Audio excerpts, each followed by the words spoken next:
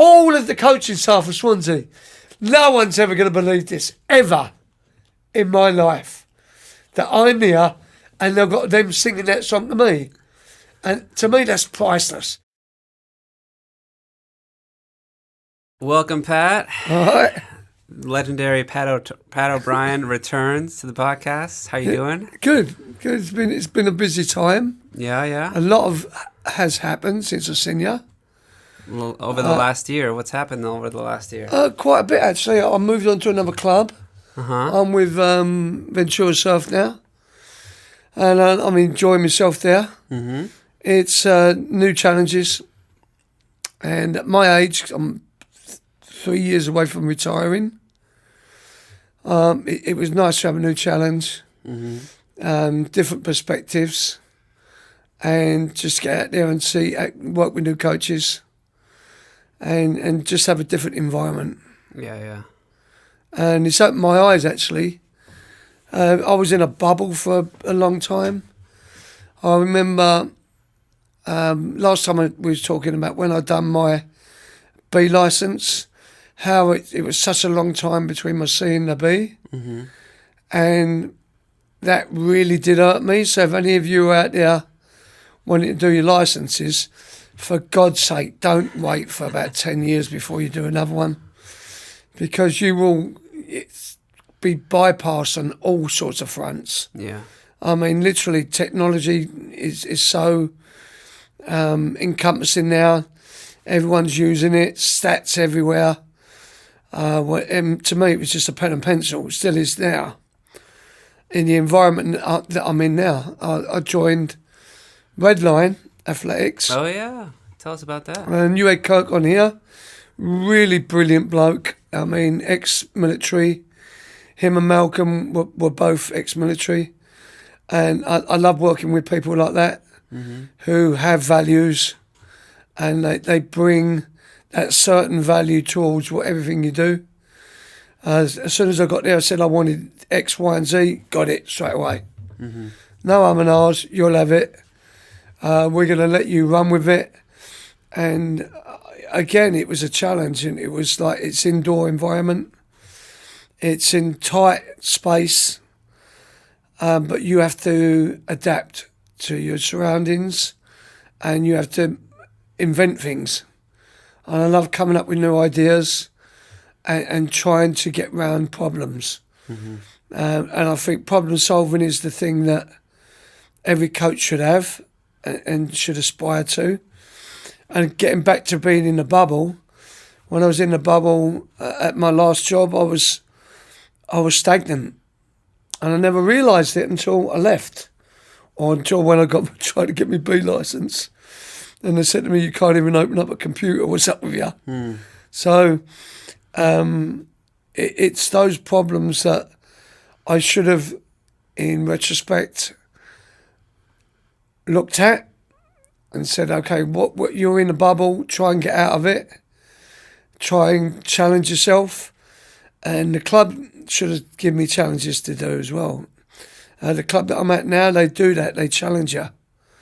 And they say, right, we want you to do this, we want you to do that. So I think every environment needs that challenge.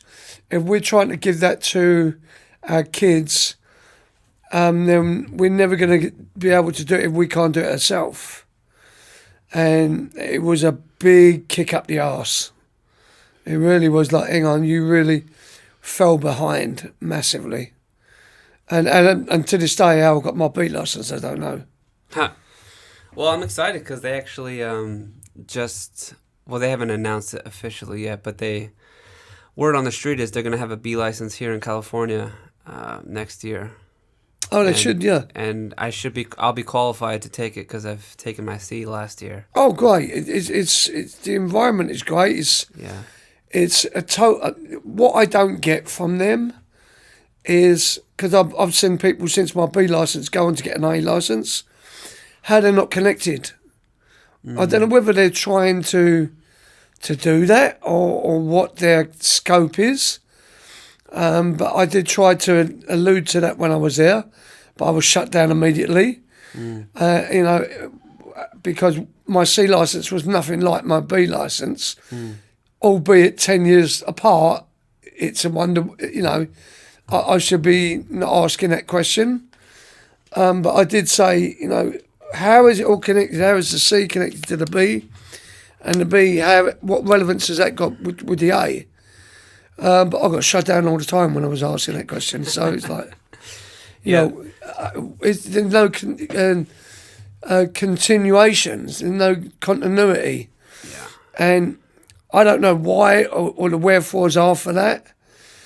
But it's strange that every time it changes, and it's what's the latest fad in town? Can we now do that? But then, okay, you've got that. Then, but how would you apply that to the A? And they said the A had nothing to do with the B. So yeah, the C and the D were totally separate things.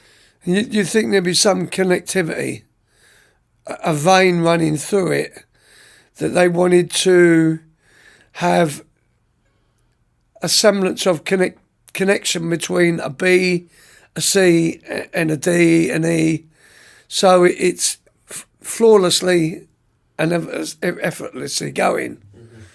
Mm-hmm. They changed the whole thing round with the B licence. You had to do it from a perspective of everything's reversed, everything's different, and it caught me on the blind side. Don't get me wrong, it made you think, which I think was primarily what they wanted you to do.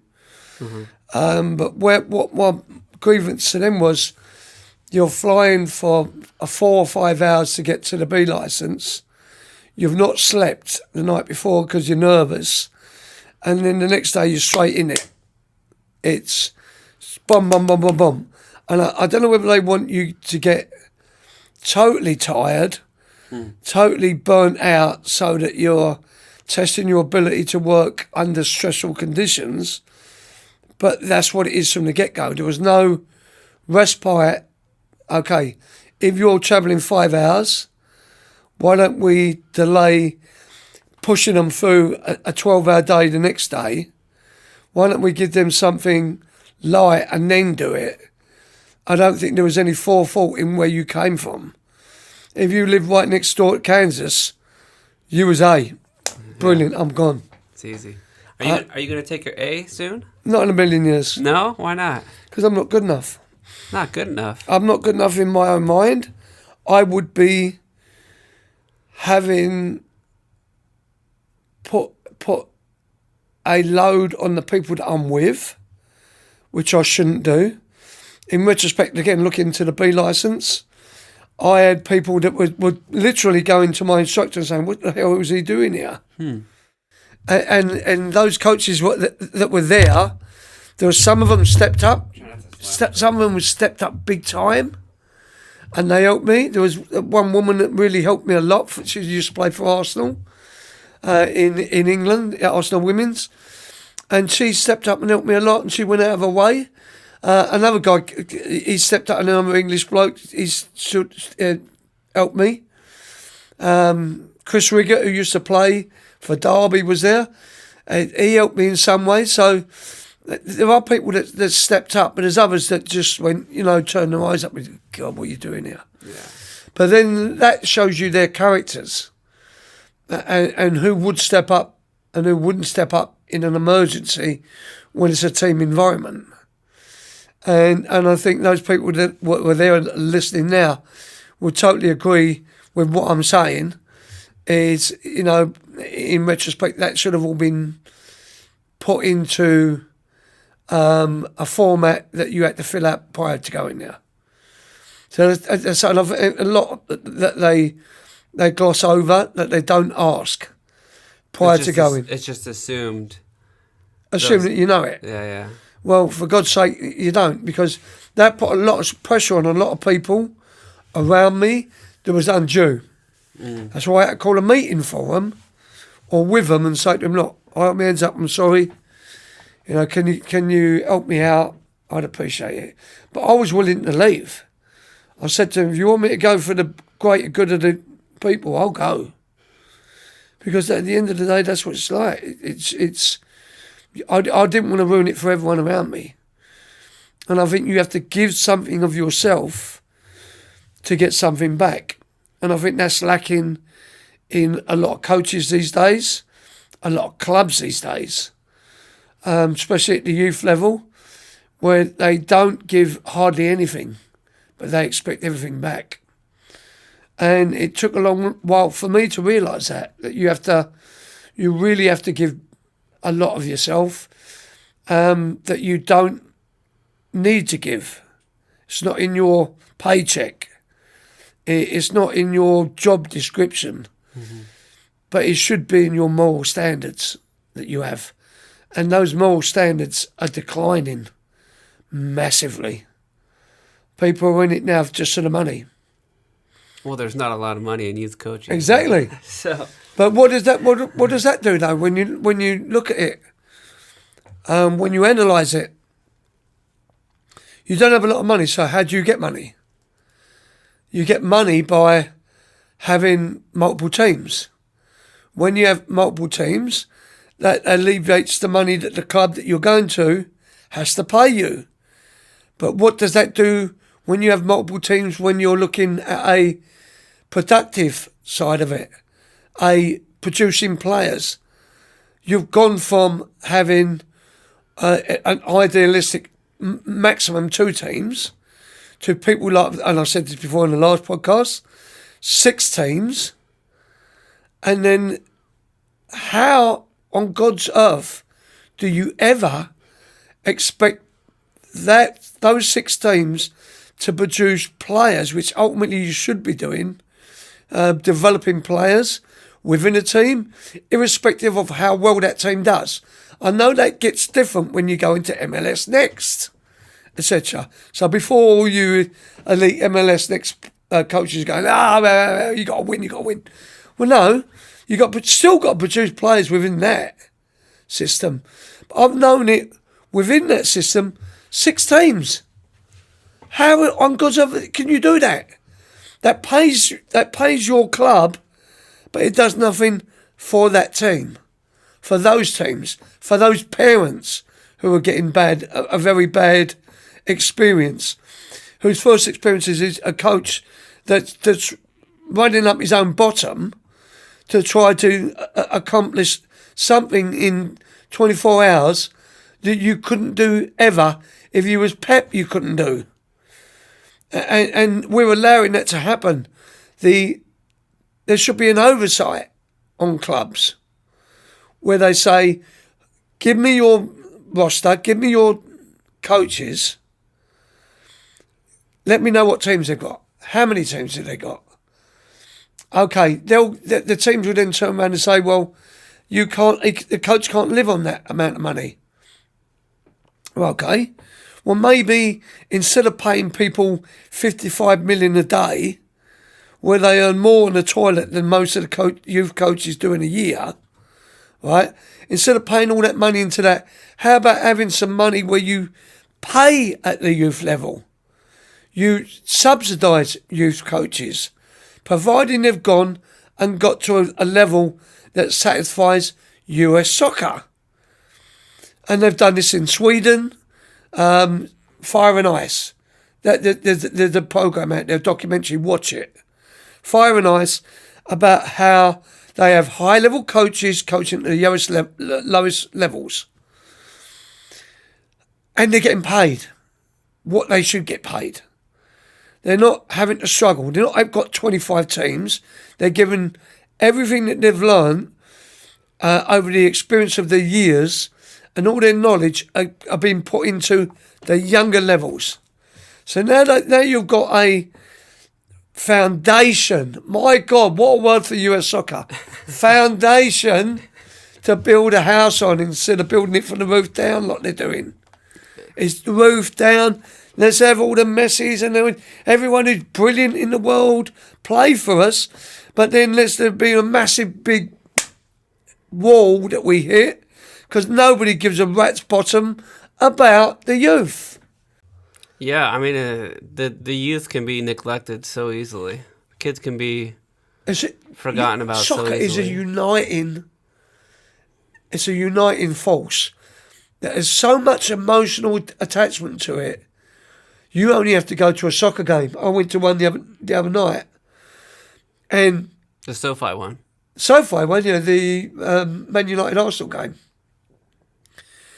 and to go there and experience it, and to experience the emotion and the contact of the crowd to the game is tangible. To see it, and they call it the 12th man, obviously, and to know that happens on any level is an amazing thing to see. And again, that was somebody given to me. My team manager said, "Look, we've got a ticket for you. Come and watch a game." And I was there, and ironically, it was brilliant. First English Premier League game I've seen for 3 years. So it was like... Are you an Arsenal supporter? Can you turn the mic off? No. I'm a Chelsea supporter. Oh, Chelsea. Been Chelsea supporter since They're both in London, right? 1967. Both from London, yeah. 1967, I've been a Chelsea supporter. So were you rooting for Man U when you saw the game? I was rooting for Arsenal because my brother-in-law in England is an Arsenal supporter. Okay. So that was my connection there. Okay. And so I was rooting for them, but getting back to the emotion, it's the emotional side of it is something that the Americans lack at the youth level. They've got the passion, but not the emotion. There's a very distinct difference between it. And with that, an emotional contact or content that you give to someone, that's imprinted on them for their life. And their journey's going to end. And like I said before, 1% of them will get through the massive climb that they've got to get in order to become a professional. But for God's sake, make the journey enjoyable. Teach them as kids to enjoy the game and have them make mistakes, but not enjoy making mistakes, but know that they made it and know that that's a learning lesson to them to teach so that they can get forward, go forward being better. And if us as coaches, we don't want to go to a game and lose it again at the younger ages, 2017, now, 2018s, and they want to win. They want because winning is the hallmark of how good you are. No, it's not the hallmark of how good you are, because how many players did you have in that team that you played in a position primarily just to win? How many players have not learned anything since you've been there? How many times do the players don't learn how to build up from the back from the youngest ages? Which, again, due to the constrictions that we've got, you have to try and learn. How many of them don't know that? Because you've got a fast kid up front that you want to hack the ball up and score and win. Yeah, look at me, I'm brilliant. And by the way, we're fifth in the league. Yeah, great, brilliant. Yeah. What have you done to them kids? You've destroyed half of their life. Because half of them will never get past 10 years old of wanting to learn the game. Because, again, they don't go to watch live games. More parents should go out and watch live games. Go out and watch Fusion games. Fusion are brilliant games. My best memories of all time have been the fact that when 5 English Premier League teams came down and trained in Oxnard for a week at a time. And I was there with them for a week at a time. So you're looking at Burnley, Portsmouth, Swansea, West Bromwich Albion, and who was the other one? And all these teams have come down. And you looked at them and you're gone, and you look at the way that they conduct themselves, the way they're all perfect examples of how you should be as a player, but how you should be as a club. and you interact with the coaches, the chairmans. You go to dinner with them. You watch them training. All the players you know because you've been around them for a week. Manchester City. We watched the Manchester City game. When they won the league, when Aguero scored that goal against QPR, they came and played us. I'm on the field next to Manchester City. They're behind me training. I'm thinking, no one will believe it because I was warming the players up. And by the way, I'd like to get a caveat on this. I've got nothing to do with them. I was just going there, but I had to help them train, warm up before the game. And I'm bending the ball in the top corner, turned around. Brien kid's gone like that to me. And those are things that it's unbelievable. I mean, nobody would believe that Brien kid would go because you just bent one in the corner in a game and you're playing Manchester City and you're playing against all those top level players like Aguero. All of them was there. Balotelli, he was there. Really? Balotelli was there. All of them was there, and you think these are just unbelievable people. Huh?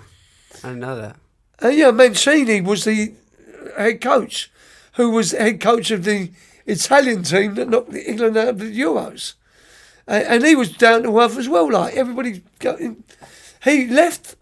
There's a lot of people don't know this. A year after they had the friendly with us, he went, I think, to Galatasaray or something in Turkey. And the third thing he said was he wanted to play fusion. And these are the things that people in this whole area miss. They miss going because they don't see in their backyard teams playing like that of highest levels that you only have to walk 10 miles across town to see. Because they don't go and watch local games. If you don't watch a good game, you're never going to watch it. You're never going to see the passion, the emotion that surrounds the game. That your kid will go back and that'll be imprinted in his mind, along with a lot of swear words if they go and watch the English game. Because you know every swear word to mankind by the time you walk out the stadium. The English... And before I forget, we had a brilliant seat in the middle of the stadium.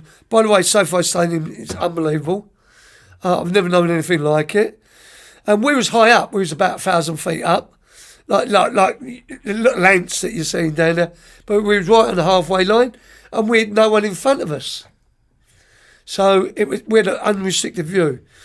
But they've got a big Teletron, whatever it is, that's up there, and it's got a blown up version of what's going on in the field. Mm-hmm. And I'm there and I'm watching, and I'm looking at the game, and then I'm looking down there, and then I've caught myself saying, "You're looking at a telly, right? Yeah. That's 100 yards away from you. The game's down there, and you're looking there. You might as well be at home." Yeah. And I'm thinking, how many people thought that? Like, and I said to my team manager, I said to her, "Was you doing what I was doing?" She went, "What? Looking at that? At the close-up video?" I said, I pinched myself and think to myself, the game's down here. Isn't that a shame that or isn't that indicative of today's world, where I'm looking at that and not that? I might as well be sitting indoors watching on. The only difference was the crowd. Yeah. And watching and experiencing the crowd and the interaction of the crowd to the players. How they give the players that impetus. How they are. It's an experience just watching the players. Just experience watching that going into the stadium, coming out of the stadium. How a whole culture has developed around that. And that's what they have to give back to the youth. Again, coming back to the youth. And unless America does it, brick wall, brick wall, brick wall, brick wall. Doing the same thing over and over again, but expecting different results. As Einstein said, that's the essence of madness. That's insanity.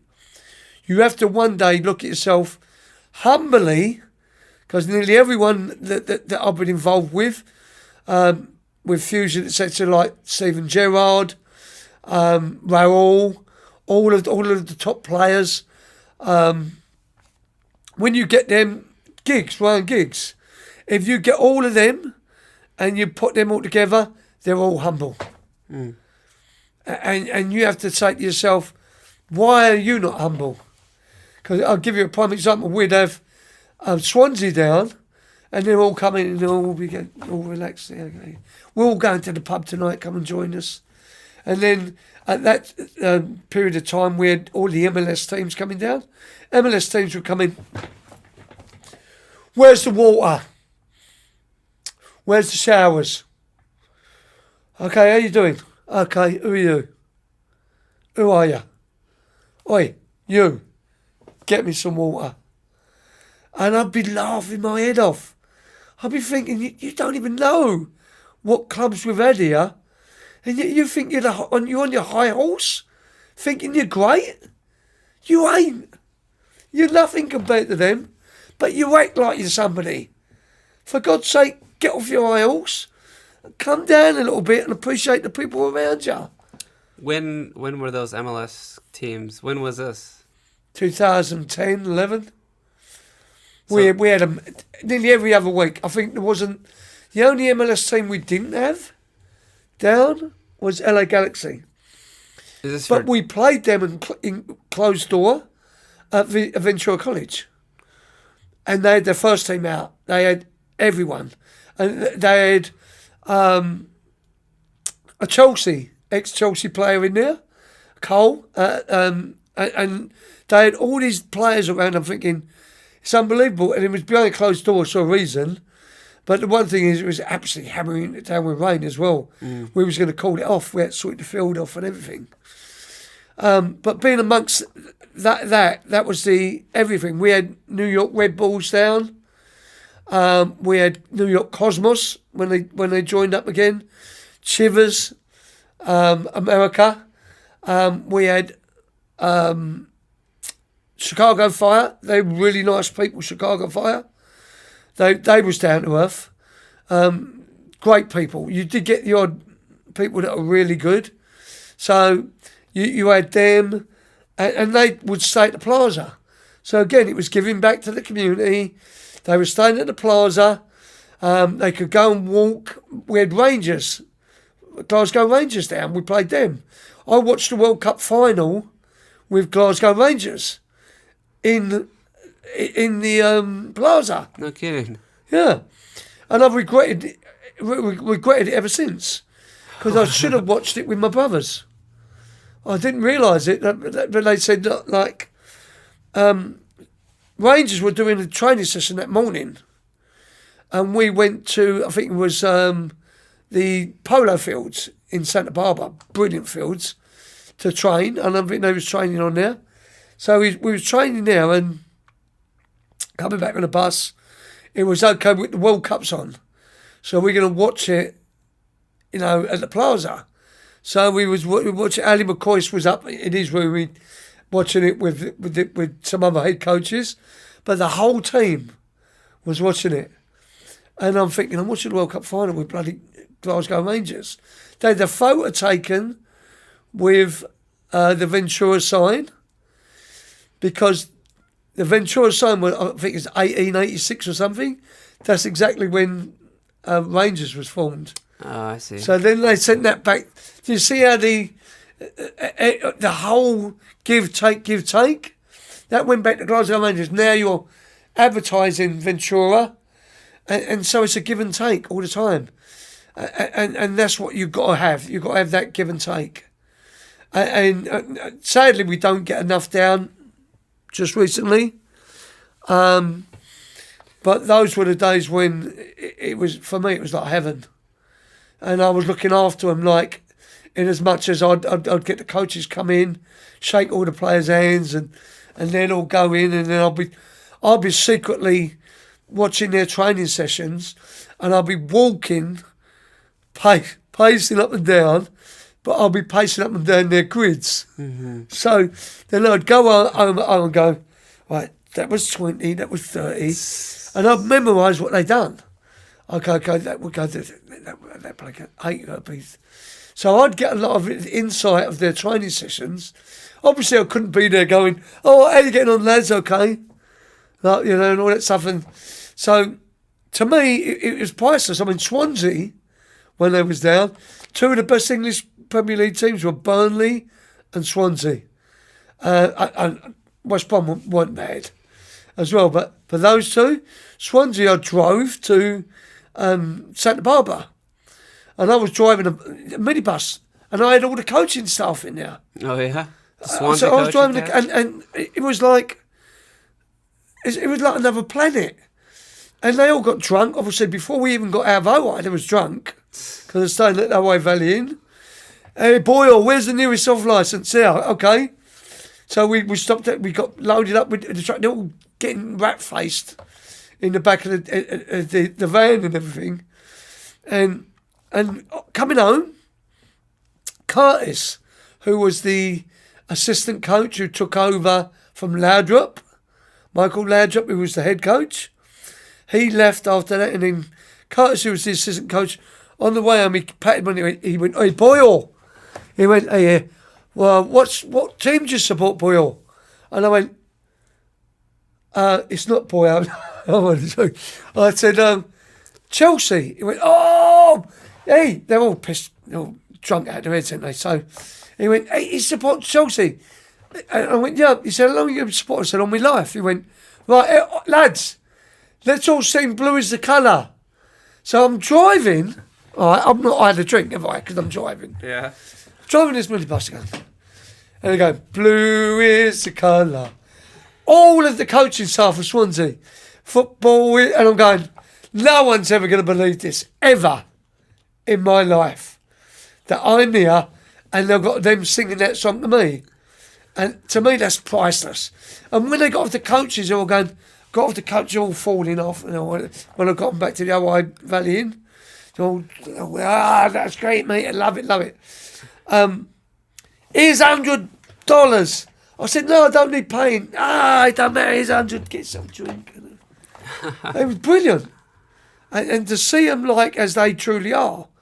And we all went to pubs. One of them we couldn't get in a pub because I think it was the athletics bloke, you know, the fitness coach. Mm-hmm. He forgot his passport, so we had to slip one of the old, geezers on the door to get, because otherwise we couldn't have even gone in the pub. Yeah. And I'm out and drinking with them all like to me, and I say it's things like that are just totally priceless. So to me, I going back again, Fusion, go and watch some of their games. Nobody ever goes to watch them. We'd have stand, apart from obviously when Burnley was there, and it was like sell out, but they never go and watch their normal teams, the USL 2 teams. It doesn't matter whether you're a Eagles coach, it doesn't matter whether you're a Surf coach. Go bring your team to the game. Why would you not go there? Why is there a rivalry? Why is there this? We're not taking there because we don't like them because they're having taken our players, our youth player, which there was too many of to get anyway. No, that has to end. That those stands should be full of everybody from every club, but they use it as a valuable tool to teach the kids. This is what you got to aspire to. Forget about the rivalry. About who done this, what done what. Big deal. You're there for the big picture, and that's for the kids. There's so much they overlook. That's right next door. Have you gone to one of the VCFC games? No. Oh, those are fun. So have a go at me for that one. They are packed. People go to those games. Where do they play? The Cal Lutheran, I believe, in Thousand Oaks. Oh, so it ain't far away. No, it's not far at all. And it's a good crowd. People love to go, and support So the they get team. big crowds. Yeah. It's like, So what level's that? You're a Cell 2 still? no, it's the reserve team for the Galaxy. Oh, right. Yeah, it's a So second they're team. the new kids on the block. Kind of. Yeah, they've changed their name from LA Galaxy 2 to Ventura County, or what is it? VCFC, so Ventura Are County they still Football. playing games now? Yeah. They play on the weekends. So Sundays, I think. I'll have to find out when I'll let it go. Yeah. It's super fun. I think I'm going to take the team next weekend to go. Oh, brilliant. Yeah. No, I'll have to go. I'll have to get right. Actually, somebody said that on the girls' side of where I am, said that Ventura County United, whatever they are, that they wanted the girls to come up. Said, I think it'd be ball girls or just something like that. And I think they're going to go up there as well. Yeah. So I'm going to actually bring my team up there if I can. They, the first time I saw that, Yadira, you know that? Yadi. Anyways, she was like highlighted or like showcased at the game. She was? Yeah, that's why I first saw her. She's done something for us as well. Yeah. Yeah, I actually worked with her. Yeah, I've known Yadi for years. Really? Yeah, a lot of people know it. I used to... Obviously, she comes from Oxnard. And when she was at the club level, I think she played for Hoffy. She was... she would do some private sessions and I'd see how you're getting on, etc. Then I got to see her on Facebook. And then the club that I'm at now, they hired her. And then we was going past, I went, Yadi, how you getting on? She went, oh, good to see her. Yeah. So she'd done a coaching session for us. In fact, I'm trying to get her into where I am now at Redline to see if she can do some stuff there. And she's indicative of crossing all kinds of boundaries. Doesn't matter what club you are. Mm-hmm. It doesn't matter what ethnicity you are. It doesn't matter what your culture is. She just wants to teach the game to you. And she had a brilliant session. And so it's people like Yadi that give back. Like she works so hard all the time. And I think she's going to be in town till November. So look her up. She's got a lot of training sessions. She does private sessions. She'll come out and she'll work on you, and your kids will be way better off for it because of it. So a little plug for Yardie there as well. But I don't know where she goes in November, but she said she was waiting for her agent to, give her some pointers as to where she wants to go. Mm-hmm. So it's brilliant. I was going to ask a couple of different things. Maybe the first, go back to England. What do you think about Southgate getting fired from taking his teams to 2 finals in the Euros?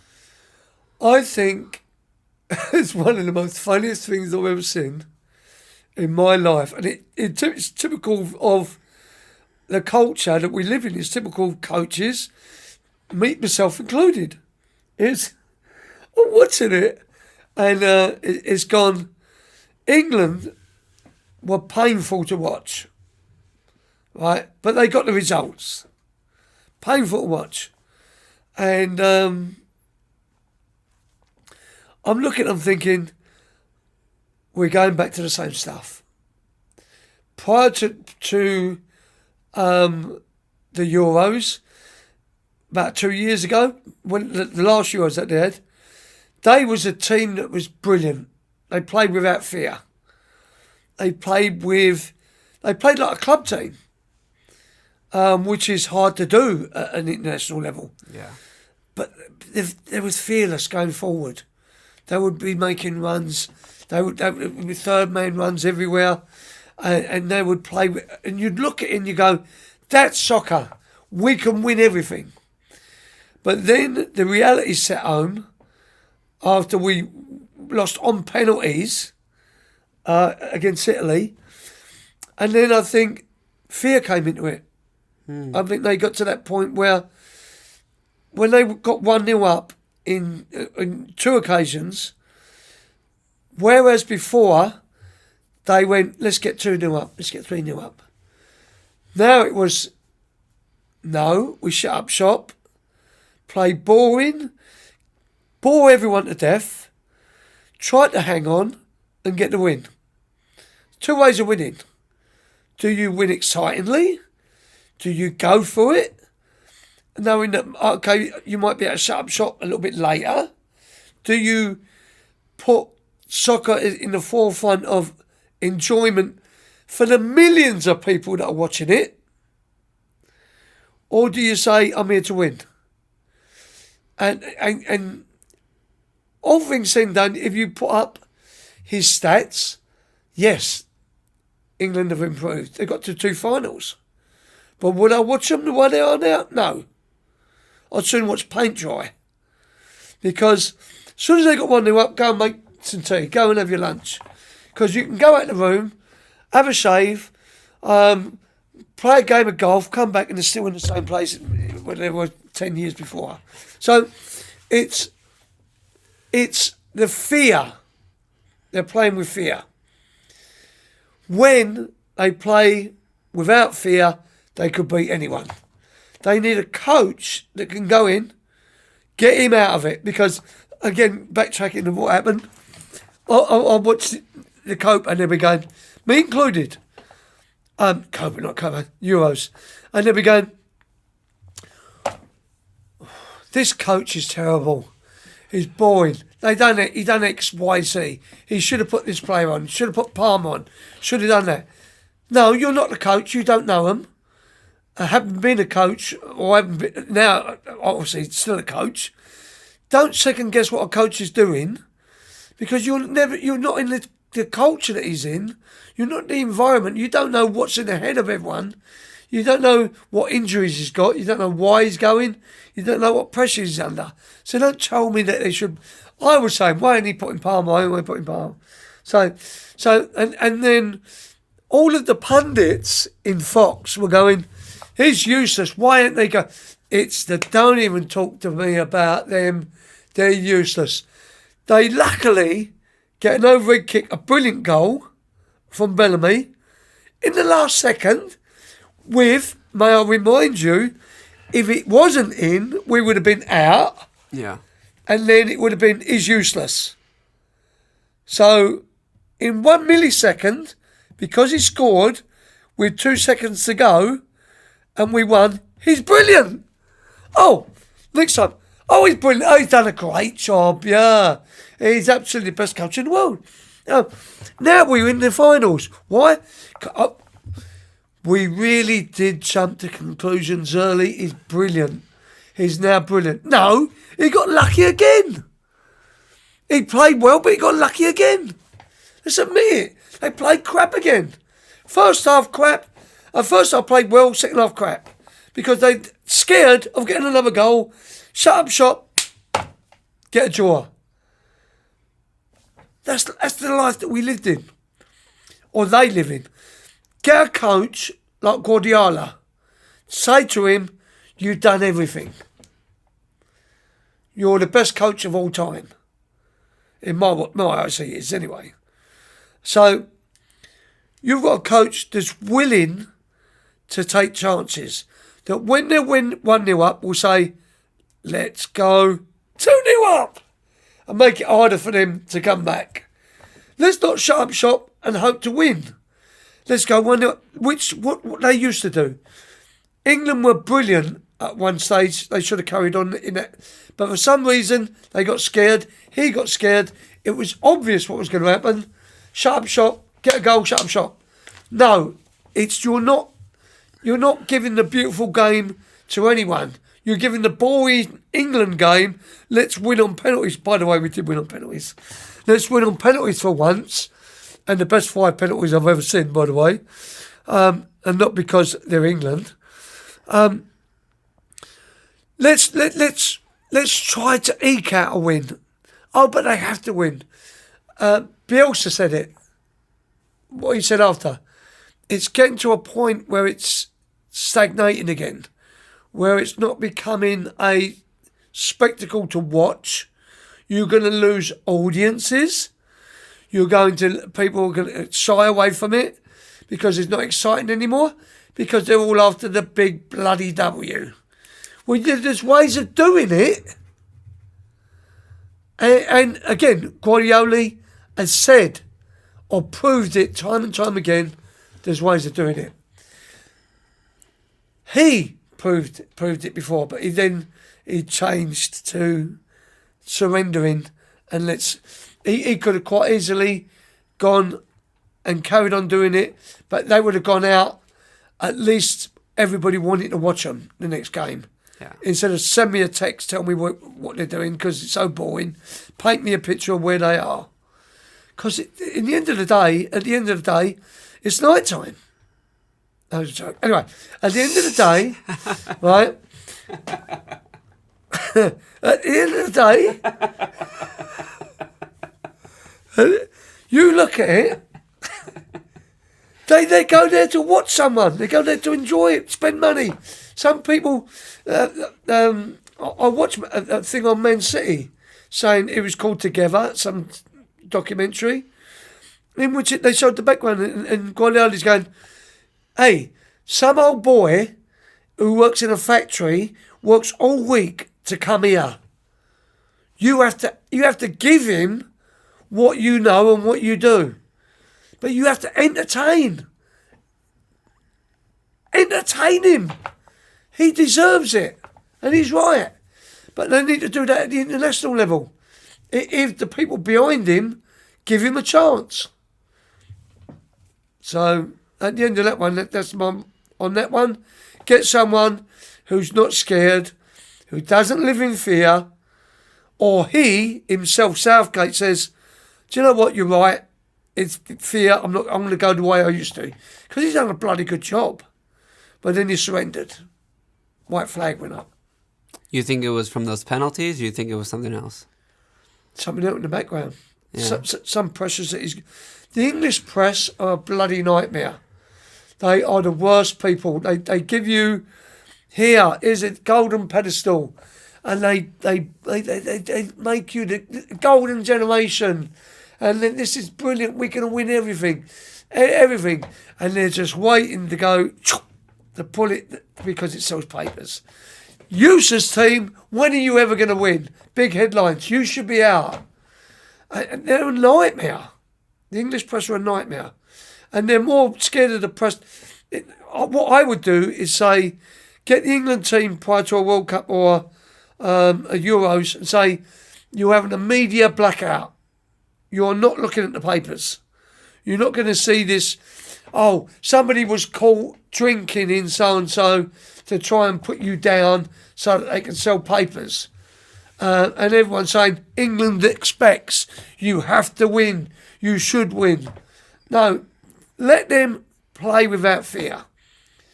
And again, that will then go down to kids who nowadays in America are playing with fear from the moment they step in the field. Because too much is expected of them. Too much is wanted of them. They've got to be messy overnight. Instant coffee. Here today, tomorrow you're going to be messy. And everybody wants too much of them. And it's getting lower and lower and lower and lower where the expectations of them to win are coming. How long is it going to be before they're 5-year-old? It's got to be a cut-off. Let them have fun. Let them enjoy. Stop the winning. The winning, again, what would be a solution? Instead of being at MLS next and saying we're going to forget the scores now after we've spent 6 years crucifying you, we're now going to say, yeah, here, Nirvana. You're now going to have no scores are going to count here.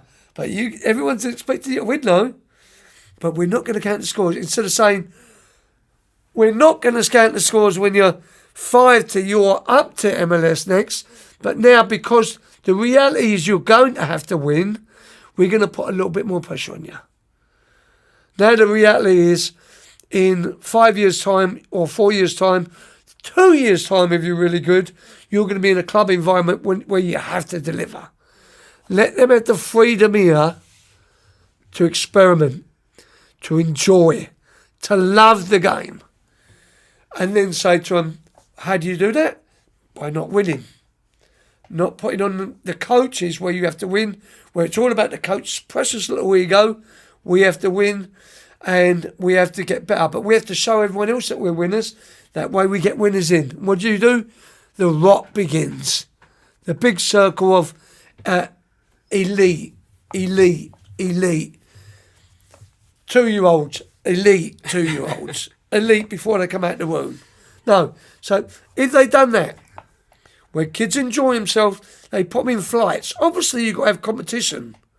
So in flights, they change it mid-season. Oh, this team's getting hammered. Well, you've got to go in here. You're playing against this team that's average. You're playing against this team that's killing everyone. You're going into the higher flight. So it's constant movement. Somebody has to work. My God, there's a fault. Somebody has to put time into it. Where there's parity in the games, where you do have kids stepping up, where you do have a 2017 who can play to a 2016 level and say, right, you're playing in that level. Take him out of that team.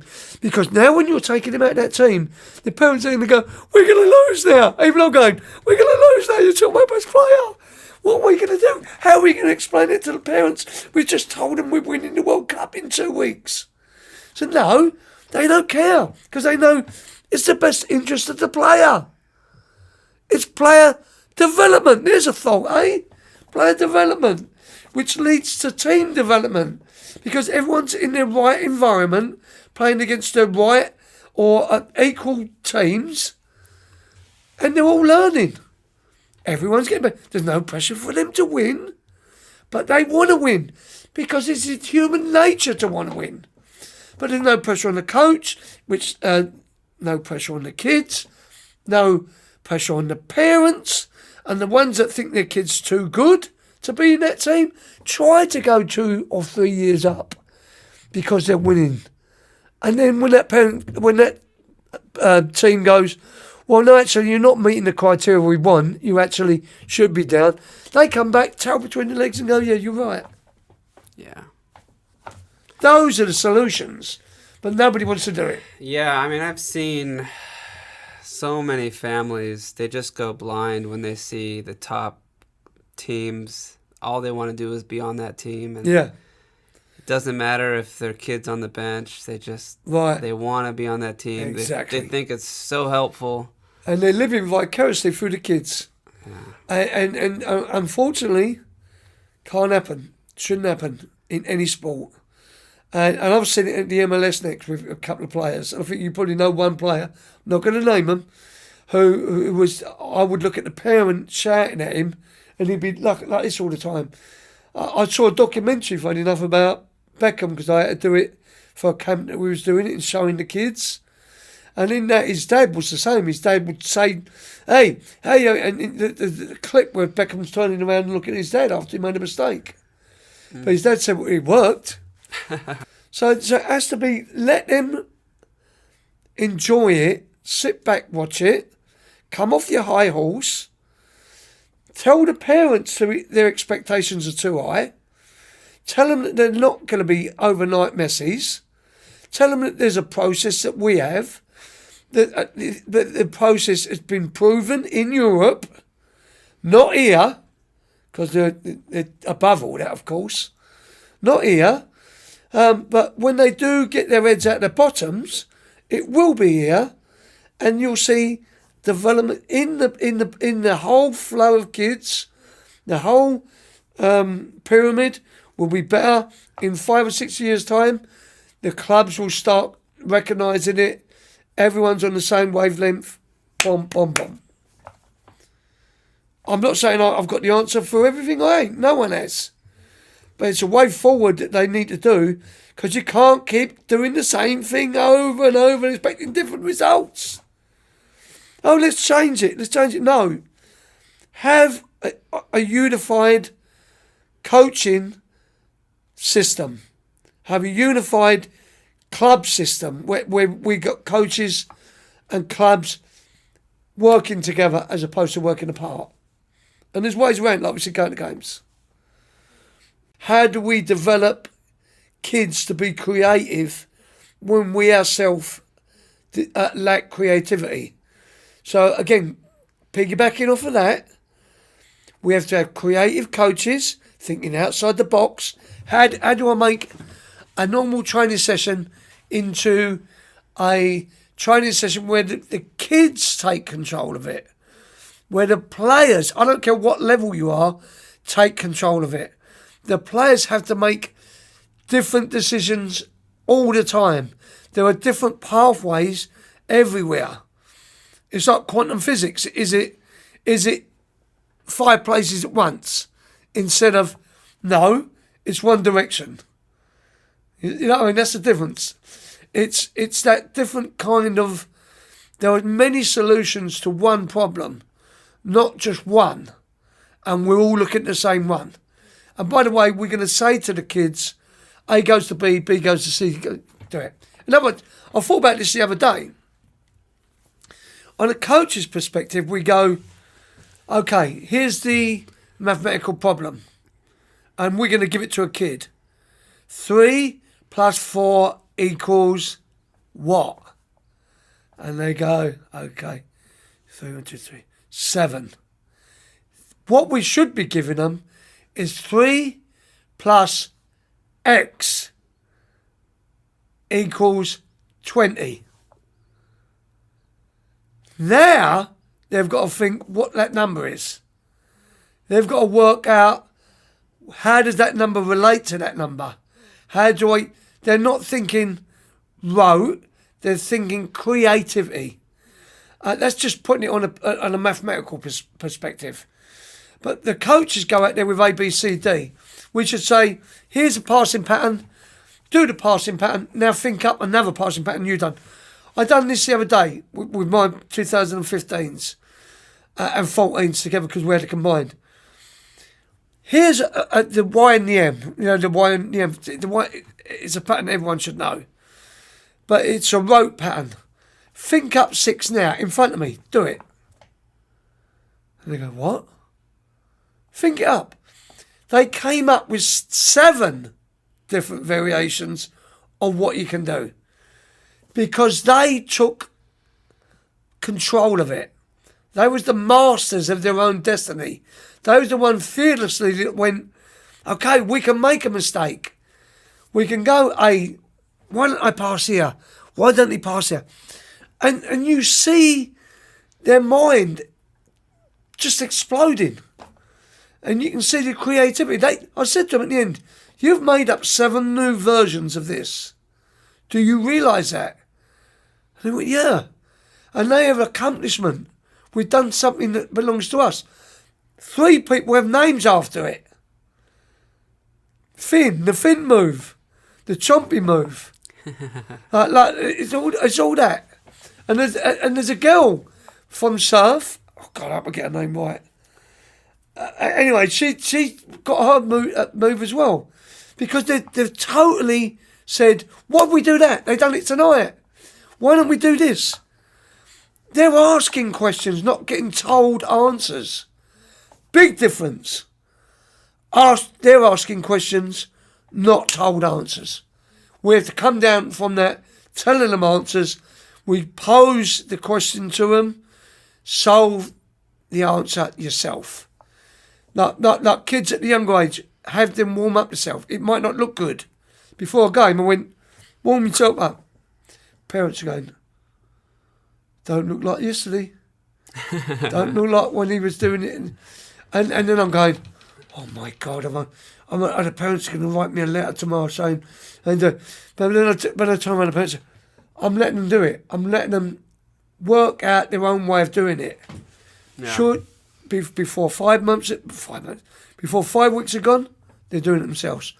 Now they've got ownership to their own team. Now they feel inclusivity in their own team. Now they're fearless because now they can make a mistake in a game and their teammate ain't going to go, God, why did you make that mistake? Because I tried something different. So these are the things as coaches we need to get forward and to push out there. And they should be teaching this in American curriculum, in the B licence, in the C licence. It's not about you giving answers, it's about them asking questions. And that fear factor will go. When the fear factor goes from the coach or from the players, the coaches can relax, everyone relaxes, but you see beauty. You see, who said it? Cantona said, you see a picture being painted on an empty canvas because they're playing the way they should do, the way they did do when they was young. You look at all the young players, they play without fear. You look at them when they're 30, they hardly any of them, apart from Messi, or play with fear. Without fear, rather. Oh, I'm slower now, so now I can't do what I can do. But at a young age, that's where you let them loose. So a lot of teams are getting younger squads, notice these days. Let them be young, like the Spanish team. Let them experiment. Yeah. Let them be fearless. But let the coach be fearless. And don't hold him accountable for every mistake that was made in the last second of a game. Like, you look at Spain. Let's flip-flop it, yeah? Spain, brilliant. They played brilliant all the time. Right, so you say, for instance, they lost the game. They played brilliant. It's 0-0. The other team goes down and score. Who's the better team? On paper. That team, because they won. Who's the better team that everyone watched? Who's going to watch? Spain. Because they know they're not always going to have that last second loss. Yeah. They know that they're going to win. Trust the process. Trust the future of the clubs. Touch the future of the kids and don't destroy them. Don't hold them accountable for every last second goal. And if you say, hey, push forward to get another goal, and then they score, go, that's my fault, because that's what I do. My fault, I try to get a winner. Big deal. And they're not going to remember that game ever. But they're going to remember the mental process of saying, we're fearless. The Man United team on Beckham's documentary, they was fearless. They would score. Even the commentators said it in the Euros final. They always score. They always score in the final. They got 2 in the last 30 seconds. And that's it. It's the mindset, the growth mindset of the players. But for them to have that and to go into the world and have parents watching them. When will we ever get parents watching teams? When they're fearless. But they're going to have to get outside their own ignorance, let them play. Let them enjoy it. But we as coaches have to have a process of doing it. And again, if you're ever going to see a book, The Mental Game, by Memick, right, have that. Go and see that. Go and look at that book. I'll look it up in the library. Honestly, on that, it's called The Mind Game, and it's all about what Thomas was talking about. It's all about Yogi Klopp, whatever his name was, the German coach, has a forward on it saying this is the future, and it is the future. As old as I am, I know that that's the future, and everyone has to get on board it. That's the future, definitely. It's all decision making, and it's not on thousands of stats of where they had 50 passes in their own half, and they got 90% possession, 10% possession, but this team wins 1-0 because 80% of this possession was in their own half, knocking the balls on England. So it's like, big deal. Doesn't prove anything. And there should be more charts on decision making. More fearful charts or fearless charts. This player made the right decision at the right time. Like a fearless stat. Yeah. Have a fearless stat. But embellish it and embrace it. That's probably the most, the most successful indicator you could have is like a fearless stat. They all went forward, knowing that they could lose, but they won. Fortune favours the brave. It's as simple as that. And everyone should be on board at doing it. But one last thing is because I've been on forever. It is a parent guideline book should be accompanying everything that we do. Every club should have that per age guidelines.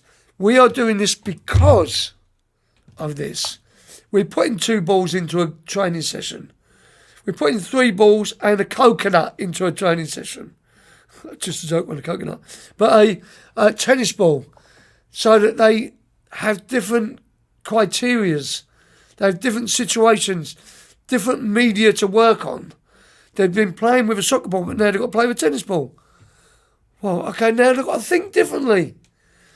And they go, oh, okay. No, it's to make them hear between the years. And my God, they need it between the years these days after COVID. Because coming up COVID, there was a lack of attention that was palpable in this country. From the moment when I started 20 years ago to now, the attention levels have dropped off massively. And we need to recognise that and say, how do we do it?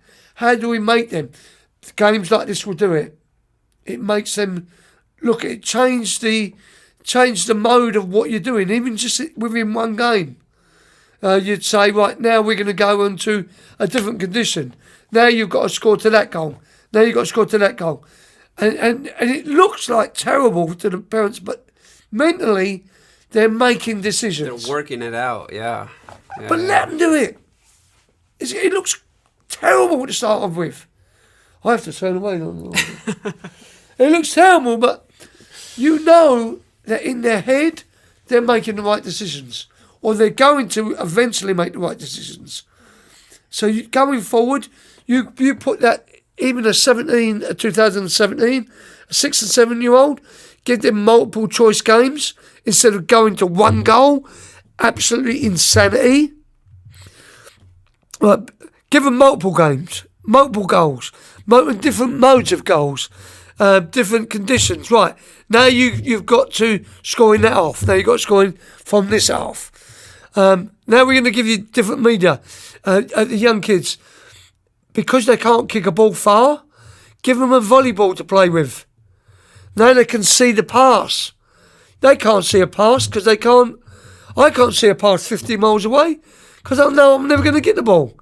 So where's my connectivity to my brain?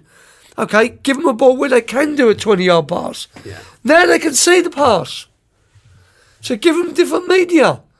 Now you've got better, smarter players because they're playing with a light ball that they can actually kick hard and score further out.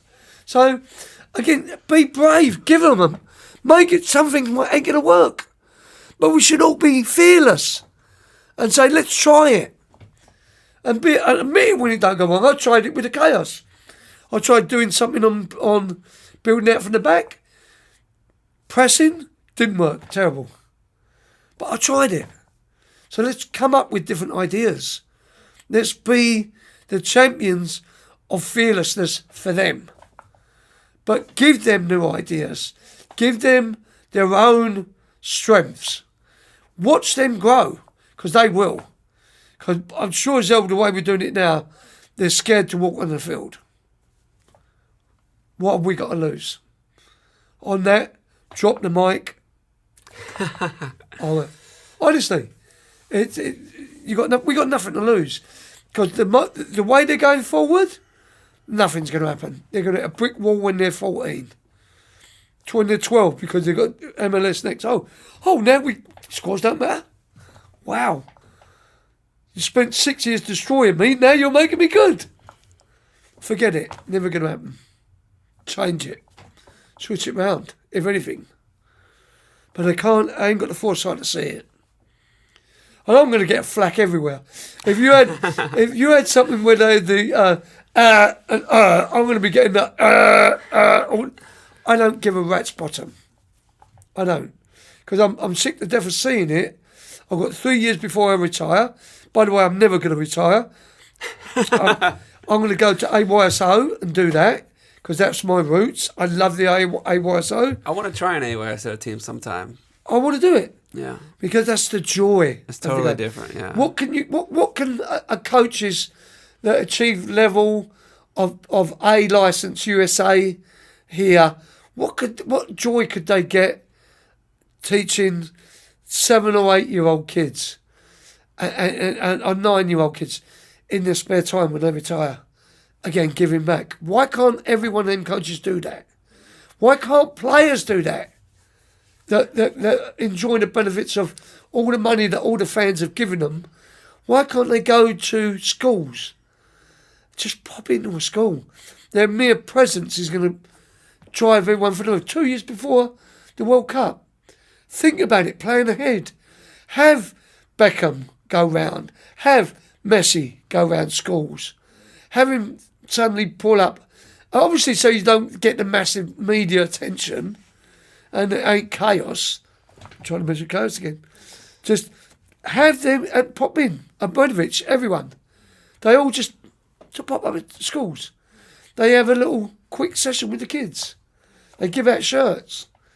They sign autographs. They do everything. Give back, for God's sake. But don't say, I'm not going to go there unless you give me a Porsche or unless you pay my salary that I'm expecting. How much is enough? Give back, for God's sake. That should be what FIFA should be putting in their clauses. Right? It should say, you have got so much money that you don't know how to spend it. You have to give back to the community that you're in, to the area you're in, that gave so much for you. Give back, for God's sake. You've got 2 years to do it, by the way, and you lot better be doing it. Otherwise, I'm going to be on here screaming on it as well. Well, Pat, I appreciate it. I appreciate your love for the kids and your emphasis on giving back. And thank you, mate. You know, you've got the service-oriented mindset and the growth mindset, so I appreciate you. Thanks, mate. Thank you for giving me a platform to say it.